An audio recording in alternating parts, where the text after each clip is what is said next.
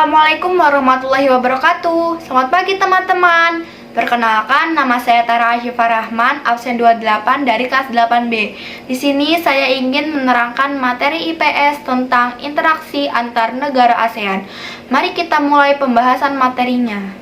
Pengertian interaksi antar negara ASEAN. Interaksi antar negara ASEAN diartikan sebagai hubungan timbal balik melibatkan aksi dan reaksi yang terjalin di antara dua atau lebih negara di kawasan Asia Tenggara yang didukung oleh dua faktor, yakni persamaan dan perbedaan sumber daya alam serta persamaan dan perbedaan kondisi geografis. Interaksi ini melahirkan kerjasama dalam berbagai bidang seperti politik, ekonomi, budaya, sosial, dan bidang lainnya. Secara umum, interaksi antar negara ASEAN ini bisa dikatakan sebagai hubungan yang bersifat internasional, sebab melibatkan entitas berdaulat yakni negara yang melintasi wilayah teritorialnya. Faktor pendorong interaksi antar negara ASEAN. Faktor pendorong kerjasama ASEAN. Ada dua faktor pendorong terbentuknya kerjasama antar negara-negara ASEAN, yaitu berdasarkan kesamaan atau perbedaan potensi alam yang dimiliki oleh suatu negara. Kesamaan dan perbedaan sumber daya alam.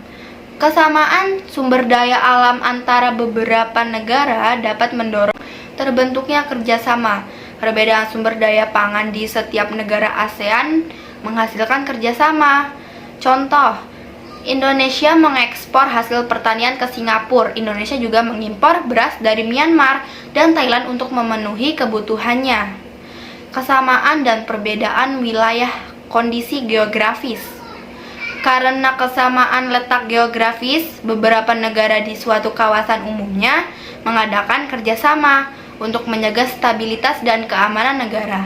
Contoh, negara-negara yang terletak di Asia Tenggara membentuk kerjasama melalui organisasi ASEAN. Faktor penghambat interaksi antar negara ASEAN. Faktor-faktor penghambat kerjasama antar negara ASEAN antara lain: 1.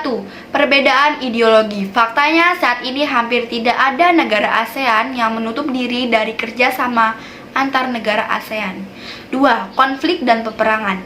Kondisi konflik dan peperangan yang terjadi di dalam negeri maupun antara negara mengganggu stabilitas negaranya sehingga akan menghambat kerjasama. 3. Kebijakan protektif. Suatu negara yang menerapkan kebijakan yang bertujuan melindungi kepentingan dalam negeri dan meningkatkan daya saing. Misalnya, tidak menerima impor hasil pertanian karena dapat mempengaruhi kondisi pendapatan hasil pertanian dalam negerinya. Dampak kebijakan ini juga dapat mempengaruhi hubungan antar negara sehingga menghambat kerjasama yang harmonis. 4. Perbedaan kepentingan. Kerjasama dibutuhkan bagi perkembangan dan masa depan negara di dunia. Akan tetapi, kerjasama antara negara, tiap-tiap negara memiliki kepentingan yang berbeda. Perbedaan ini dapat menghambat kerjasama yang humoris. Bentuk kerjasama antar negara ASEAN bidang sosial dan budaya, politik dan keamanan, dan pendidikan. Bentuk kerjasama bidang sosial dan budaya. Tujuan kerjasama bidang sosial dan budaya antar negara-negara ASEAN adalah agar tercipta kerukunan dan kemajuan bersama. Kerjasama bidang sosial dan budaya ASEAN dilaksanakan oleh COSD, Committee on Social Development. Contoh kerjasama di bidang sosial budaya antara lain: 1. Bidang pembangunan sosial menekankan kesejahteraan golongan berpendapatan rendah, perluasan kesempatan kerja serta pembayaran yang wajar. 2. Pengembangan sumber daya manusia. 3. Peningkatan kesejahteraan. Bentuk kerjasama bidang politik dan keamanan. Tujuan kerjasama bidang politik dan keamanan adalah untuk menciptakan keamanan, stabilitas, dan perdamaian di negara-negara ASEAN. Kerjasama di bidang politik menciptakan ASEAN Regional Forum untuk membahas kasus-kasus terkini yang menjadi perhatian ASEAN. Contoh kerjasama politik dan keamanan ASEAN antara lain: 1. Kerjasama di bidang hukum, bidang migrasi dan kekonsuleran, serta kelembagaan antar parlemen. 2. Penyelesaian sengketa laut Cina Selatan. 3. Traktat Bantuan Hukum Timbal Balik di bidang pidana, Treaty on Mutual Assistance in Criminal Matters. Bentuk kerjasama di bidang pendidikan. Negara-negara ASEAN terus melakukan kerjasama di bidang pendidikan secara bilateral dan multilateral. Tujuan kerjasama bidang pendidikan adalah meningkatkan kualitas pendidikan di Asia Tenggara dan meningkatkan daya saing internasional. Contoh kerjasama negara-negara ASEAN di bidang pendidikan antara lain: 1. Olimpiade di bidang pendidikan sering diadakan pada taraf regional Asia Tenggara. Contoh, Pertamina menyelenggarakan Olimpiade Sains Nasional. 2. Negara-negara ASEAN memanfaatkan beasiswa untuk belajar di berbagai universitas di negara-negara ASEAN dan Jepang atas biaya yang diberikan oleh ASEAN. Japan Scholarship Fund, dana beasiswa ASEAN Jepang. 3. ASEAN Council of Teacher Convention di Sanur, Denpasar pada 8 Desember 2012 dengan tema ASEAN Community. 2015 Teacher Professionalism for Quality Education and Humanity.